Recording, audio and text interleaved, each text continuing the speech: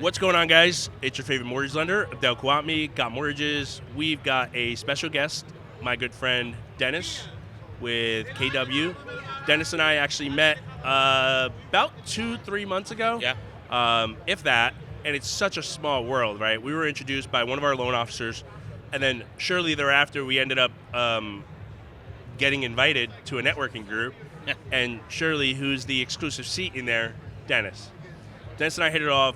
Dennis is with Keller Williams in Point Pleasant, Ocean County. Now, Dennis, you want to introduce yourself to everybody? Yeah, absolutely. Dennis Mark Interdonato. I'm a residential realtor with Keller Williams. I've been doing this for about 6 years now, full-time, and everything has been gravy. I love it. I love it. So 6 years, so it's 2025, so 2019. Yeah. So you got the pre-COVID wave, right? Where, market was pretty warm, right? And then when did you start in 2019? I started in September. Okay. So you had 4 months, if that, right? 4 or 5 months, and then the shit show started. Yeah. Right. Did you go in full time? No. What were you doing before that? Yeah, I was working for Howell Township Sewer Department. I love it. Right, and I was doing real estate part-time, just to supplement the income. Fast forward about 2.5 years later, I would say maybe right at the tail end of COVID is when I went full-time. I love that. Yeah. So how did you get into real estate? I mean, sewer, I'm going to imagine you've probably seen your fair share of just stuff, right? But what made you intrigued with real estate and then eventually taking a dump? I think what's unique about my situation is I've actually been licensed for almost 20 years. Got it. Right. I've had my license since '06. Just never did anything with it. So we had a family business of building and remodeling. Oh, sweet. So right out of college, I went to work for Dad. And then working for Dad turned into Dad working for me. But when Dad retired, the business just wasn't the same. Sure. So I walked away and I shut it down. And I did a couple odd jobs. Got it. Went back to my bartending roots to pay the bills. A lot of money, dude. It's hard. It's hard to get pulled out of that. Let me tell you something. At 40 years old, it's hard to bartend. Yeah. Well, yeah. There's that too. Right. You're back. I was hurting, man. I was hurting. So I went looking for a 9-to-5er. Found Howell.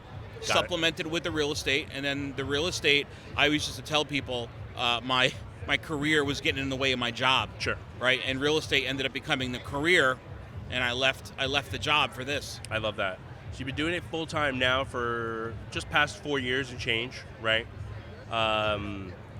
Obviously, we talked about pre-COVID with the market. Then during COVID, I'm sure that definitely gave the push to be like, all right, I got to go all in, right? And then what I call now is we're going through that post-COVID, right? Yeah. 22, 23. And then we're definitely seeing the market warm up, right? It's starting to heat up, especially in our area, right? Ocean County, are you seeing the same thing? Yeah. Well, look, for me, the market's been hot. Sure. It hasn't stopped being hot. I know that's not the same for everybody, but we are definitely starting to see another change in the market. I think 2026, and I think we've talked about this before. I think we're going to see another boom coming in next year. Yeah, I'm a firm believer. I mean, all the signs are pointing, right? Before the Fed obviously talked, right? We're triple play, so today's December 9th, right? 9th. Fed's probably going to cut tomorrow, right? Yep. So it's going to be, again, the 6th consecutive cut in 2 years. We held off for almost a year and a half, and I think that is going to start plugging in so much cash flow, right? When the Fed cuts, it doesn't affect directly mortgage interest rates. It affects overnight borrowing rates for banks, so it's going to be cheaper.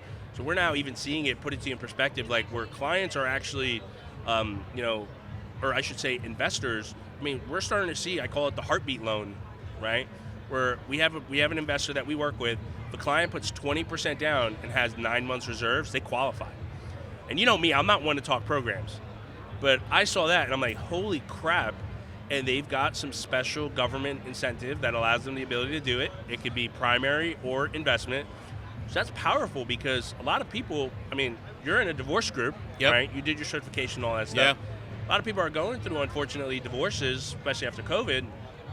There's a lot of equity in these homes.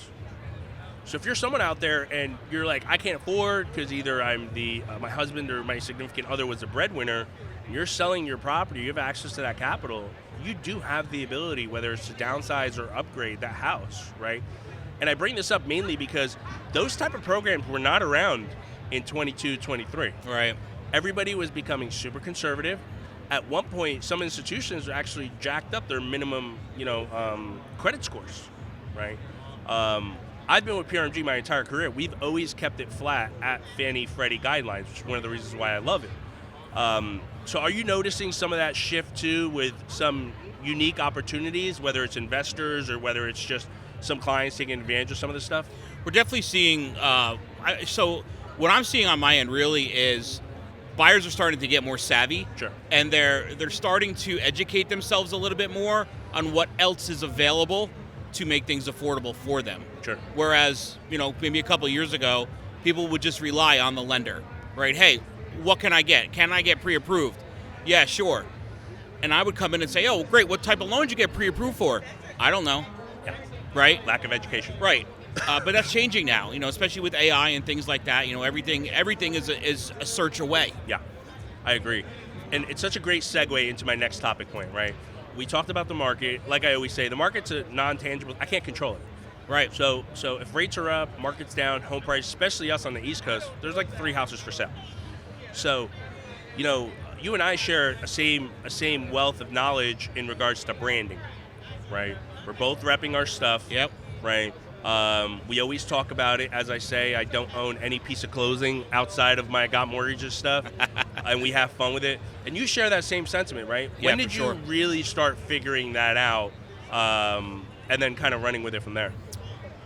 I have a degree. A lot of people don't know this. I have a Bachelor of Science in marketing. Got it. So I went to college for marketing, but I've always been like a creative person. But, like in our industry, we have to find ways to set ourselves apart. Sure. But also, if you're going to do something like that, you've got to make sure that you're doing the right things. Yeah. Because if we don't do that, our brand is nothing. And to us, our brand is everything for us. Yeah. 100%. So, when I made the decision to create the Dennis Mark brand, I also made a very cognitive decision to double down on my experiences that I provide so that I can back up everything people see with everything that would come out of my mouth. Yeah, and you're very purposeful with it too, right? Whether it's introducing yourself that way or just the heavy investment, at least since I've known you for the last few months, into just throwing, let's call them pop-ups, right? If that's a word. Yeah. Events and stuff like that. But, one of the things I always say, if speaking on the topic of branding, is doing it with consistency, right? Like when my brand first started off, it was like Co-op Me Lending. First of all, nobody can pronounce it. But it was the thing that I saw the entire industry essentially doing, the Dennis Mark Group, yep. or this or that. And then eventually the business started to ebb and flow. But the branding part, I think, is so critical, and you're doing a phenomenal job at that. Thank you. I think it again, you said it best. People don't work with you because you have, I guess, red and white logos, right? Or whatever right. logo, yeah. right? People don't work with me because it's PRMG, right? They work with us because it's Got Mortgages, it's our brand, it's our authority, right? And we build it that way, and we're purposeful about it, right? And I always say, and I don't know if you heard me say this acronym, right? Branding is all about your ROI and not return on investment. It's being relevant. It's all about your optimization. How optimized are you for your content? Are you going after B2B? Are you going after B2C? And then the last one, I think the most critical part, is intimacy. Now, don't go out there and get in trouble, right? But being able to relate to your clients, right? Because I would say, like I say, I have 3 clients. I have my loan officers, Yeah. I have my referral partners, and then I have my consumers. Yep. Right? I think for you guys, it's probably like buyers and sellers, and then it probably spider webs into, all right, they're a seller, maybe they're an investor, maybe it's a FSBO, maybe it's an expired, maybe they're just selling. Just like on the buyer side, are they an investor? Are they a first-time home buyer? Are they getting their second home, which we see a lot down by us, right? Yeah. Are you kind of noticing that same, ideology at the same time? I think we're seeing a lot more of everything again. 'Tis the season. Sure. It really is. Even like this time of year, typically we see a dip. Quiets down. We're not seeing that this year. December has been crazy busy for me, right? And I know you guys are busy too because we're in business together. So I know we see each other and what's going on, and I think that's just going to continue. I think I think January is going to be like the new March next year. Yeah, and pre-COVID, there were what I call seasons in our market. Yeah. Especially on the East Coast in Jersey, right? It gets cold. Kids are back at school. Mm-hmm. You didn't want to take kids. COVID, it was the wild, wild west, right? Yeah. I think 22, 23, for a majority of professionals, they went back to that seasonal market where it was like, oh, it's September, maybe I don't want to.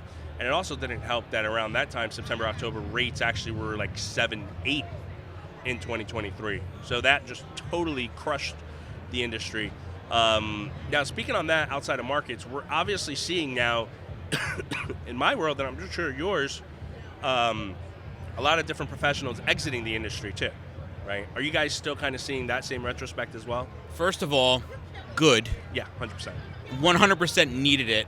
It's so funny. As you're talking, I'm thinking in my head, COVID brought about a lot of really terrible professionals in the industry.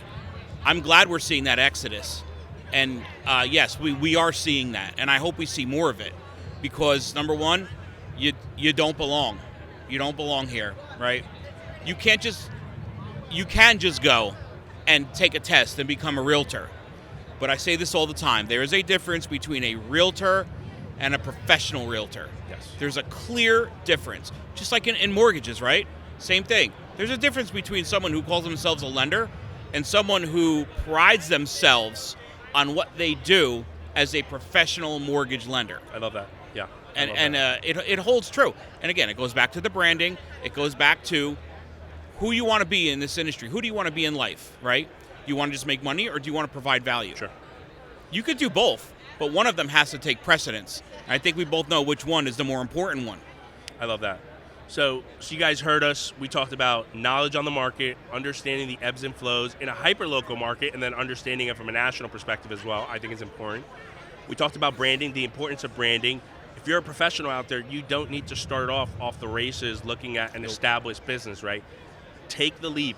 Sit down with an accountant. Understand some of the tax benefits of running your own business. Understand some of the different advantages that you may have, especially if you're a real estate agent in New Jersey. I think it's just Jersey, right? Now, about a year ago, this year, you can now get paid on an LLC. Yeah, finally. So understanding that benefit and making sure you have the right mentor and making sure you have the right professionals who are going to guide you along the way.